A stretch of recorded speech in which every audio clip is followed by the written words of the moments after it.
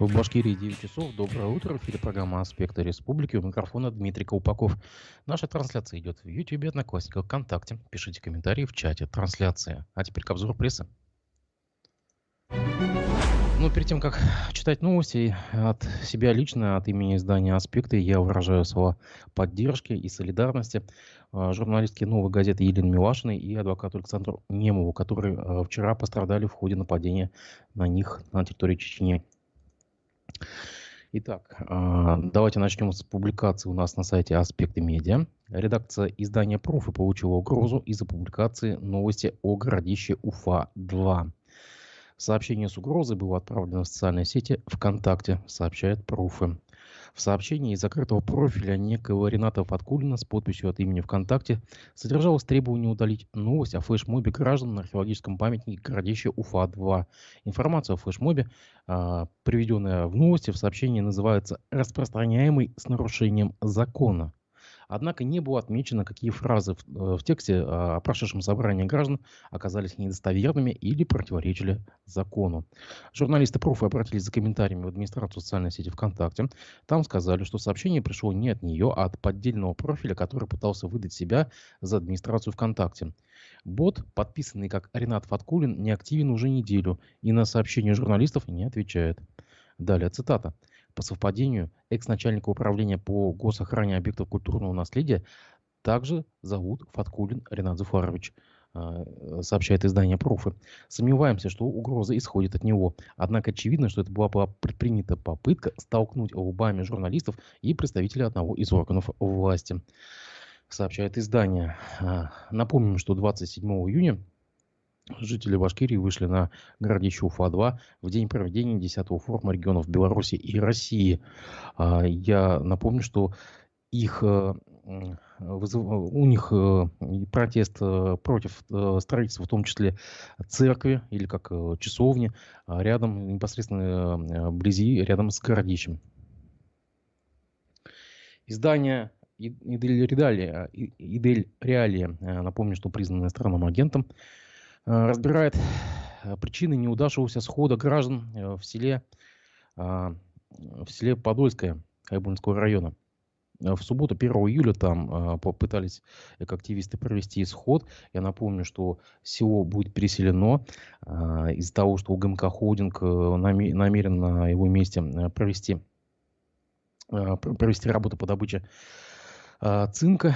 Ну так вот, пытались, значит, активисты провести там сход, ничего не получилось. Давайте я зачитаю комментарий активистки Тансу Аслаевой, которая также там побывала на месте схода. Вот ее цитата из издания. «Администрация хорошо поработала, настроила часть местных жителей против нашего приезда. Их собрали вчера, сказали, что в Подольск приедут 200 провокаторов, будут их запугивать, настраивать против планов властей. Главы поселения и депутатов сельсовета не было. Районного начальства тоже не было. Представителей горнодобывающей компании не было. Они все куда-то уехали. Зато власти устроили рядом на стадионе футбольные соревнования, которых, как говорят местных жителей, давно уже не было». Напомню, что трансляцию с места событий вел канал Русньюз. И вот журналист Русньюз сообщает, что жители Подольска до сих пор пребывают в неведении о своей дальнейшей судьбе.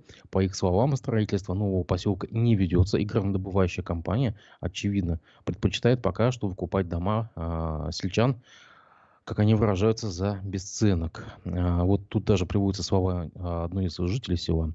«По сей день мы находимся в подвешенном состоянии. Люди не знают, продолжаем мы здесь жить или нет, строится ли новое жилье или нет. Естественно, никто и подавляющее большинство отсюда не хочет уезжать из своих домов.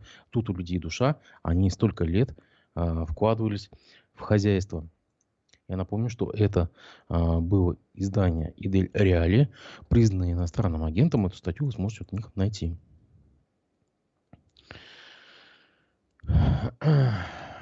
Издание РБК Уфа сообщает, что региональное управление антимонопольной службы по Башкирии признало необоснованные жалобы омской компании «Артремстрой» по торгам на реконструкцию улицы Галля в Уфе. Итоги процедуры пересматриваться не будут. Управление по строительству и ремонту дорог и искусственных сооружений мэрии Уфы заключит контракт с местным подрядчиком Дортранстрой. Компанию признали победителем в конце июня. Дортранстрой выполнит работу по максимальной цене в 905 миллионов рублей. А вот второй участник торгов Артремстрой предлагал реконструировать улицу Галя за 878 миллионов рублей. Но он набрал меньше баллов при оценке квалификации. В компании посчитали, что ей неправомерно отказали в признании победителем торгов и просили проверить расчет оценок и документы второй компании. Ну, будем надеяться, что улица Галя не превратится во вторую улицу Комсомольскую. Я имею в виду, конечно же, длительность, скажем так, проведения капитального ремонта. Коммерсант сообщает, что ТКО рекоператора Мелиотстрой оштрафован на 250 тысяч рублей за повторное в течение года несоблюдение требований охраны и окружающей среды при сборе, накоплении, транспортировке, обработке, утилизации и обезвреживании отходов. В адрес руководителя внесено представление. Проверку исполнения компании природоохранного законодательства провела прокуратура Межгорья, сообщает пресс-службе прокуратуры Башкирии. Установлено, что предприятие около недели не очищало мусорные баки контейнерных площадок города от ТКО, нарушая график вывоза отхода производства. Ну, я напомню, что у этого рекоператора, входящего в федеральную группу компании Мехуборка, уже несколько лет серьезные проблемы на территории Башкирии. Я так понимаю, что их пытаются отсюда выжить. И вот мы помним, что недавно в Нефтекамско-Гидельской зоне у них были проблемы с доступом на полигон отходов компании Табигата. Поэтому эта история получает все более и более новое продолжение. Да, вот и тут коммерсант упоминает, что ранее глава Башкирии Ради Хабиров неоднократно требовал от руководства Минэкологии расторгнуть договор с Тертили-Мелиотстроем, который не выполняет свои обязательства. В феврале текущего года на заседании Крутая глава Минэкологии Нияз Фазылов сообщил, что работа по подготовке к расторжению соглашения с компанией Тертили-Мелиотстрой ведется из-за срыва графика вывоза мусора и жалоб населения. Это было издание «Коммерсант Уфа». Издание «Пруфы» сообщает... Издание «Правда ПФО», извините. Закупка ядовитых препаратов Минлесхозом признана неконкурентной. О чем речь? Издание анализирует государственную закупку препарата для борьбы с шелкопрядом, тем самым шелкопрядом, который сейчас в данный момент уничтожают леса Башкирии. 14 июля от Управления Федеральной антимонопольной службы по Башкирии будут ждать вынесения решения по резонансному делу о закупке ведомством препаратов для борьбы с сибирским шелкопрядом на сумму около 320 миллионов рублей в обход процедуры торгов. Издание считает, что применение этих препаратов подрядчиками Минлесхоза из компании «Гардсервис» и «Авиахим-Юг» и «Росавиа» в июне 2021 года привело к трагедии. Ядовитый препарат клонарин погубил не только колонию шелкопряда, но и миллионы пчел, опылявших липы на территории Баймакского, Зиловирского, Зинчуринского, Кугарчинского и Хайбулинского лесничеств. Теперь выясняется, что и сама процедура закупки препарата была проведена с нарушением закона. По крайней мере, к такому выводу пришли в республиканском УФАС.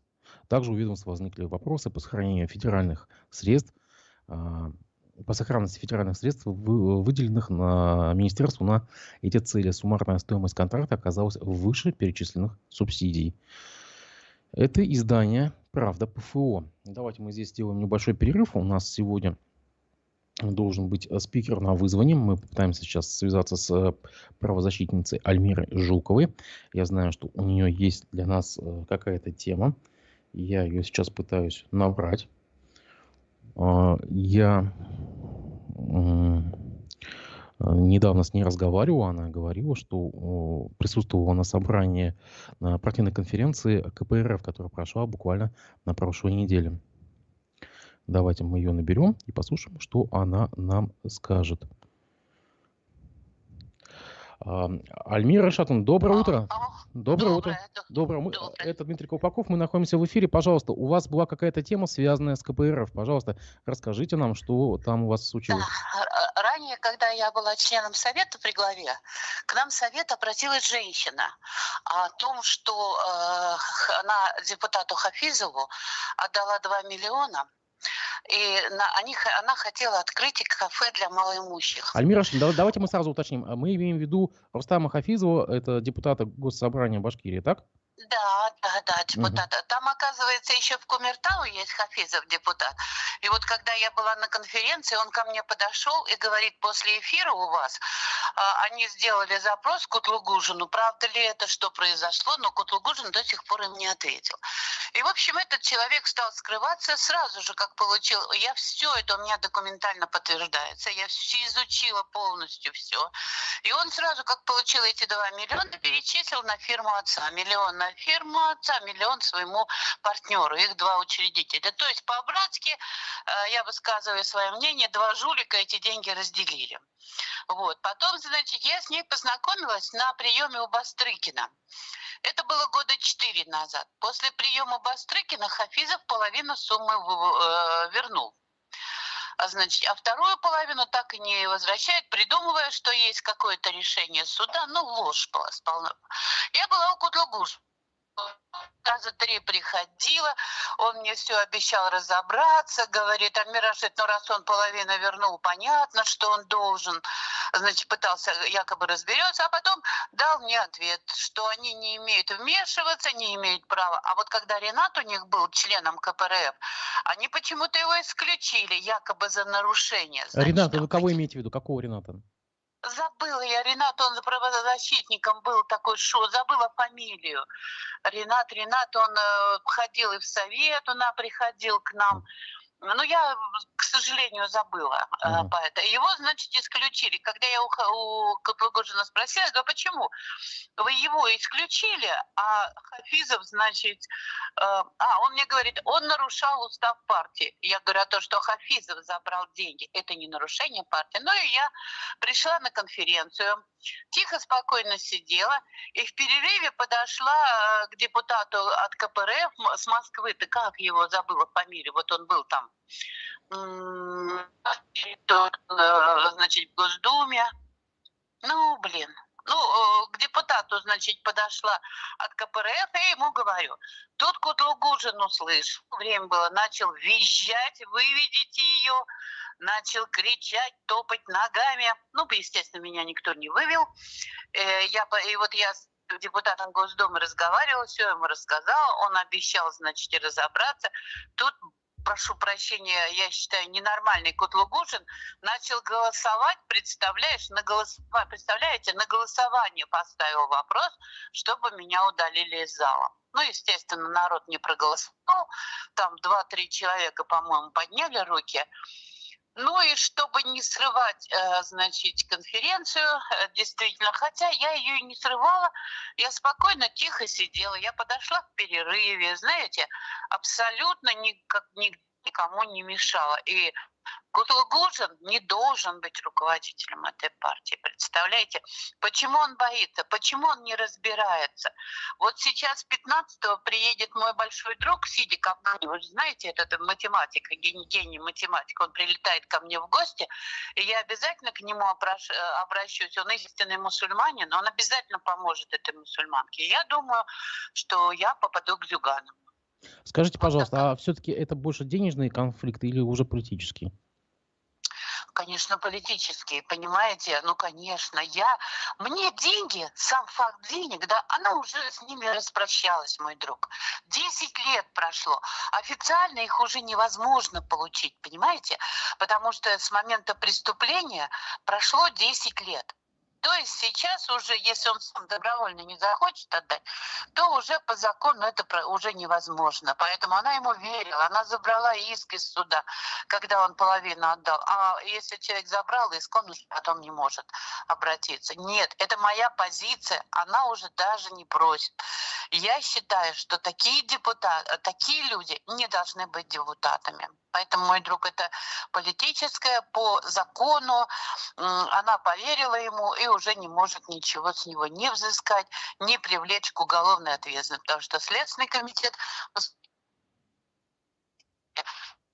нового руководителя Следственного комитета, он пошел мне навстречу даже по истечению срока у исполняющего обязанности, пока не было, значит, Лагацкого.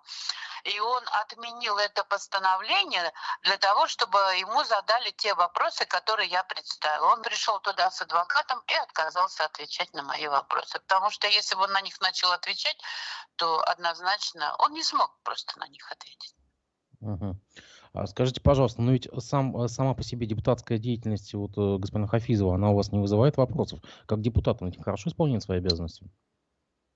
Вызывает, как может депутат, законодатель. А вы считаете, депутат может вот так поступать, забирать? И это не является деятельностью депутата? Соблюдать законы, защищать права граждан. Вы что? Мгм. Альмира Рашитовна, назовите имя хотя бы этой женщины, как ее зовут? Это известные Еникеевых. Они очень много, это род Еникеевых, которые, я знаю, работал, брат ее мужа работал с Ради Фаритовичем Мире. Мгм. Много юристов, Мгм. очень известно. Альмира Рашитовна, у нас связь ухудшается. Так еще раз, как ее зовут? Фануза, Еникеева Фануза. Фануза Еникеева. Хорошо.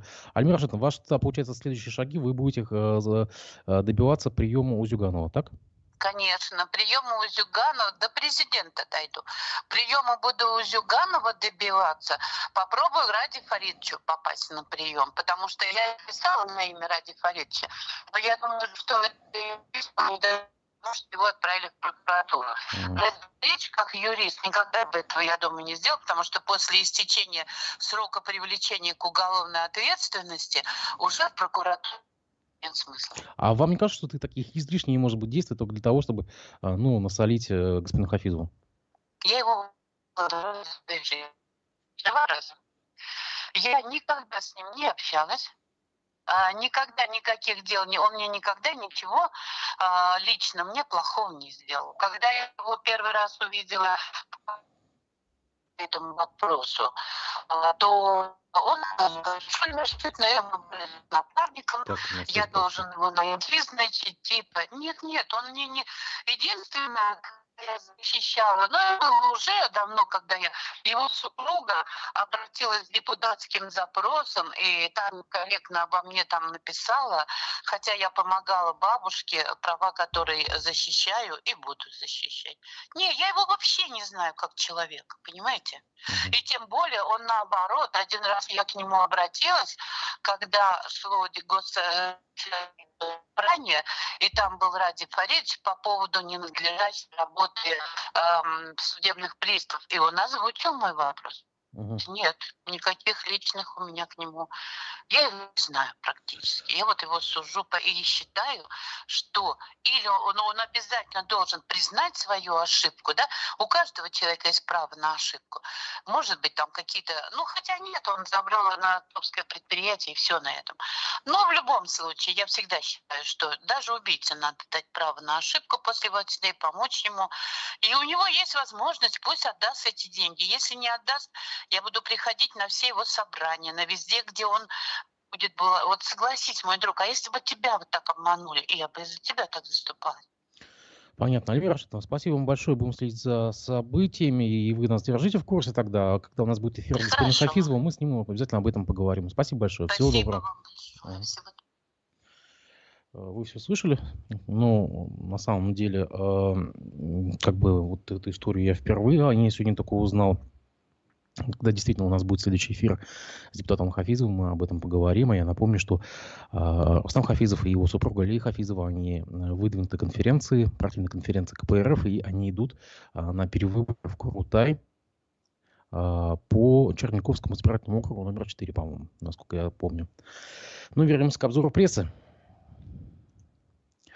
Издание «Коммерсант» сообщает, что Башкирская государственная филармония заключила 4 контракта, связанные с организацией Сабантуи в российских регионах. Извещение об этом опубликовано на портале госзакупок. Наибольшую сумму 2,3 миллиона рублей госучреждение предусмотрело на создание образа мероприятий на сценической площадке. Аренда сценических конструкций обошлась в 440 тысяч рублей, светодиодного оборудования на праздник в 570 тысяч рублей и так далее. В документации госзакупок не раскрываются даты и регионы, в которых проводятся Сабантуи. Вот, кстати, интересно, почему. То есть это торгуются услуги на проведение мероприятия, а место и дата не указаны. Так интересно. Издание уточняет, что на сайте правительства Башкирии сообщается, что в минувшие выходные республика организовала проведение народного праздника в Москве на территории музея-заповедника Колыменское. Также ранее Башгосфилармония заключила контракт на 3 миллиона рублей на проведение Сабантуя в Ташкенте и еще 436 тысяч рублей госучреждение выделило на доставку артистов на Сабантуй в Нижневартовск и город Сочи. Издание «Правда» ПФО сообщает, что башкирская содовая компания планировала по итогам прошлого года получить выручку от реализации своей продукции в 62 миллиарда рублей, а получила 57. Об этом говорится в годовом отчете компании, опубликованном на сайте Центра раскрытия корпоративной информации. В компании это объясняет падением объемов реализации из-за, цитата, геополитической нестабильности и снижением мировых цен на смолу ПВХ, санкционным давлением, которое фактически парализовало цепочки поставок на традиционные зарубежные рынки сбыта. Это издание «Правда» ПФО. А нам почему-то говорят, что санкции идут нам на пользу. Между тем, Калининский районный суд рассмотрит уголовное дело в отношении 34-летнего адвоката Артура Баширова. Как сообщает пресс-служба прокуратуры Башкирии, юрист обвиняется в покушении на мошенничество в значительном размере. По версии следствия, Артур Баширов защищал клиента по обвинению в краже.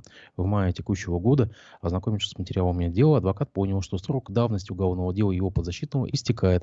Несмотря на это, он предложил своему доверителю передать 30 тысяч рублей якобы судье для прекращения дела, сообщает издание «Коммерсант Уфа». В действительности адвокат не мог повлиять на решение судьи, и при передаче взятки его задержали полицейские. Да, кстати, насчет адвокатов и, в общем, судов, давайте мы послушаем вчерашний фрагмент программы «Аспекты мнений». У нас в гостях был юрист Виталий Буркин. Давайте послушаем. В мае Верховный суд России реабилитировал Финцева Фатху Исхакова, который отсидел 13 лет за покушение на убийство. Это, наверное, впервые такое в нашей судебной практике. Я напомню, что приговор в 1959 году аж состоялся. И сейчас нас в чате спрашивают, а возможно ли наказать тех, кто был причастен к этому приговору? Все умерли, насколько нам известно. Кто за них понесет наказание? Нет, понимаете, здесь опять проблема ставится не так. Люди требуют мести. Дело в том, что последние 15 лет Исхаков натерпелся не меньше, чем вот за годы отсидки, потому что ему тут препятствовали. Вот действующие нынешние прокуроры, судьи, там просто были омерзительные решения, просто человека пинали, гоняли по замкнутому кругу. Вот здесь надо ставить вопрос. А за эту волокиту они могут пострадать? Я не думаю, что сейчас кого-то в условиях нашей практики и вообще подходов кого-то будут наказывать. Задача эта сейчас не стоит. На какую денежную компенсацию он может рассчитывать от государства? Я не знаю, 100 миллионов, наверное. Ну а как можно в денежный эквивалент перевести... 13 лет. Да, 13 лет. Тут, наверное, вопрос надо задать самому судье, самому там казначею или там кому-то. Вот сколько ты оценил? Жизнь Исхакова такая же, как и твоя, ведь, наверное, жизнь, или ценность твоей жизни больше? Вот сколько бы ты оценил? Люди просто вот отправляют под стражу рефлекторно, да, людей, не задумываясь, да. Побудьте один день. Нас как-то вот давно там, да, с товарищем, вытрезвитель пытались забрать вообще незаконно, да, я оттуда ушел просто, и все, а он там ночь провел. Он говорит, да не дай бог, с 12 до 5 утра вытрезвители. А тут людей закрывают на месяцы, на годы.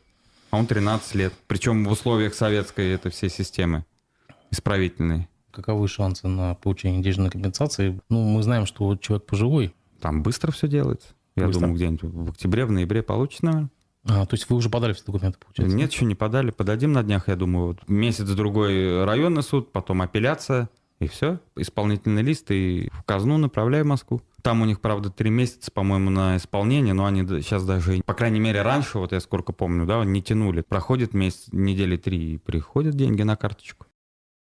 После мятежа, который произошел неделю назад, как теперь судьям выносить вот эти приговоры по экстремистским, террористским статьям против политзаключенных? Ведь, по сути, у вас там, извините меня, армия двинулась, вертолеты сбивал, причем имеет звезду Героя России. И ему ничего, ушел спокойно, ему все простили, и даже уголовное дело закрыли. А после этого сейчас будут за плакатики, за пикеты, что ли, сажать? Это почему только по политическим статьям? А почему мы не учитываем другие статьи? Я, например, с товарищами разговаривал, структура товарища, они говорят, настроения нет, какие-то гребаные мошенничества заказные расследовать, После да? этого, да? Да, какие-то там должностные статьи, где там какой-нибудь чиновник где-нибудь не там запятую поставил, там решили его сгноить. Какое настроение вообще? Ну, я считаю, это сильнейший удар нанесен вообще Ну, вертолет не сбил. по правосознанию да. вообще, по всему, конечно. Недавно Бориса Гремчука признали иностранным агентом. Грозит ли то же самое на самом деле по делу господина Шевчука? Я вам напомню, что там в прошлом году здесь на концерте высказался про,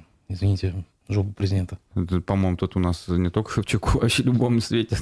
Теперь, по-моему, там вообще что-то размыры формулировки до такой степени, что просто... Да, если вы попали под влияние Запада или как там, влияние иностранного агента. Знаете, я даже не вчитываюсь и не вдумываюсь в это, да, потому что я увидел, ну, кого стали признавать, да, иноагентами. Какое же там иностранное влияние-то? Получается, можно подвести буквально все, да, теперь. Перевел тебе кто-нибудь за какую-нибудь работу, да, там, за консультацию или еще что-нибудь, признавая, ведь это на самом деле страшная вещь для человека. Вводишь иномарку, попал под влияние. Да, я думаю, Гребенщикову-то ничем особо не угрожает. Кроме обиды, конечно, да, на свое государство, по сути. А вот человеку, который работает здесь, это же, по сути, гражданская казнь. Это, по сути, казнь, да, это просто лишение всех прав. Это, по сути, внесудебная, причем такая разборка, да. У нас даже человек, который судим за преступление, он так не ограничивается в правах, да, не один. А здесь это просто выдавливание человека вообще из страны. Выдавливание из страны, да, получается. просто выдавливание и все. И весь выпуск программы «Аспекты мнений» с участием юриста Виталия Буркина вы сможете найти у нас в YouTube, Одноклассниках, ВКонтакте. А расшифровки нашей с ним беседы вы потом сможете найти на сайте «Аспекты Медиа», телеграм-канале «Аспекты». Гостем сегодняшнего выпуска программы «Аспекты мнений» будет экономист Всеволод Спивак. Я призываю вас писать комментарии в чате трансляции. Начало программы в 11 часов по уфимскому времени. Вернемся к новостной повестке. Городской совет города Межгорье возложил исполнение обязанностей главы администрации города на бизнес-шерифа Александра Челововского, заместителя действующего в РИО главы администрации Вячеслава Калугина. Челововский 3 июля был отозван из отпуска, и соответствующее решение опубликовано уже на сайте администрации города. В отношении Вячеслава Калугина возбуждено уголовное дело. Он подозревается в присвоении более чем 1 миллиона рублей, которые начислил себе в виде премии. В конце июня Белорецкий межрайонный суд заключил его под стражу до 27 августа, напоминает издание «Коммерсант Уфа». Издание «Пруфы» рассказывает об очередном перформансе, который устроила Алла Яковлева. Это активистка с шатра Руставели 5, напомню. Алла Яковлева принесла в правительство Башкирии объявление о розыске детской площадки по указанному адресу по шатру Руставели. Она принесла ориентировки с пропавшей площадки в Дом правительства. Таким способом она решила обратить внимание на отсутствие придомовой территории около ее дома. Далее цитата. «Мы на протяжении более 10 лет не получаем конкретных ответов по месту нахождения детской игровой и спортивной площадок и в целом нашей придомовой территории», сказала активистка. В ориентировке сказано, что пропало 3 качелей, 1 горка, 2 песочницы, 2 турника и 2 лазилки. За нахождение площадки, а также заклеивала трещины на своем доме документами из прокуратуры. Это было издание «Пруфы». Ну и закончим мы сегодняшний обзор прессы, наверное, хорошей новостью. В Башкирии врачи успешно удалили из грудной клетки ребенка 20-сантиметровый осколок стекла. Несчастный случай произошел 24 июня. В отделении скорой медицинской помощи поступил экстренный вызов. Упал ребенок, в спине торчит осколок стекла, сообщает издание Башинформ, точнее агентство Башинформ. Оказалось, что 11-летняя девочка, играя с другими детьми, упала на полотно стекла, стоявшего во дворе частного дома. Опасность ситуации заключалась в том, что попавшее в грудную клетку ребенка стекло могло повредить сердце, кровеносные сосуды. Об этом рассказали в санчасти города Межгорье.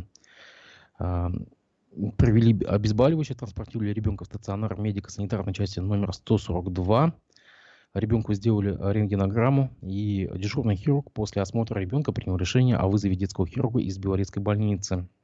В общем, под руководством опытного детского хирурга Белорецкой ЦРБ Алексея Степанова операционная бригада провела операцию по извлечению из грудной полости ребенка осколка стекла. Операция прошла успешно. И вот в этом заключается в том, что новость хорошая. Ну и в заключение о погоде. На 5 июля Башгидромет прогнозирует погоду без существенных осадков. Ветер ночью переменный, днем северный, умеренный, местами порывистый. Температура воздуха ночью 14-19, по востоку до 9 градусов. Днем 27 плюс 32. Но, как видим, наступает снова жара. 6 июля синоптики обещают погоду без существенных осадков. Ветер северный умеренный, днем местами порывы до сильного. Температура воздуха ночью 14-19, по востоку до 9, днем 26-31.